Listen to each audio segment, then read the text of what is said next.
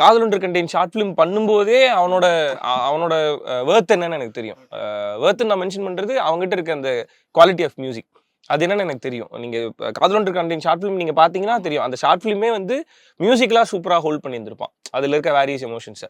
So அந்த மாதிரி எனக்கு ஜோவோட கதையை கேட்டு முடிச்சோன்னையுமே சித்து தான் வேணும்னு நான் தான் ஃபர்ஸ்ட் கேட்டேன். ஆமா, எனக்கு வேணும்னு சொல்லி நான் கேட்டேன். ஏன்னா இதுல இருக்க எமோஷன்ஸ் அந்த பக்கம் ஒரு ஹியூமரும் போயிட்டு இருக்கும், எமோஷன் பயங்கரமா ஒர்க் ஆயிட்டு இருக்கும். கடைசியில வந்து அவ்வளோ சாட்டிஸ்ஃபைடா நம்ம ஒன்று பண்ணி அனுப்புறோங்கும் போது படம் ஸ்டார்ட்ல இருந்து எண்டு வரையும் மியூசிக்கும் கதையோட சேர்ந்து வந்துகிட்டே இருக்கணும். அப்படிங்கும்போது எல்லாரும் ஒன்னா உட்காந்து பேசி ஒர்க் பண்ணணும். அப்படிங்கும்போது எனக்கு சித்துவை தவிர வேற ஆப்ஷன் தோணவே இல்லை. ஸோ ஸ்டார்ட் பண்ணும்போதே சித்து தான். அண்ட் அதை கரெக்டாக கொண்டு போய் முடிச்சு வச்சதும் சித்து தான். அது கரெக்டாக ரிசீவ் ஆகுது. எல்லாருமே படத்துல மியூசிக்கை வந்து தனியா அப்ரிஷியேட் பண்றாங்கும் போது அது சித்துவோட அப்ரிசியேஷனாவே நான் பார்க்கல, அது எங்களோட அப்ரிசியேஷனா தான் நான் பார்க்குறேன்.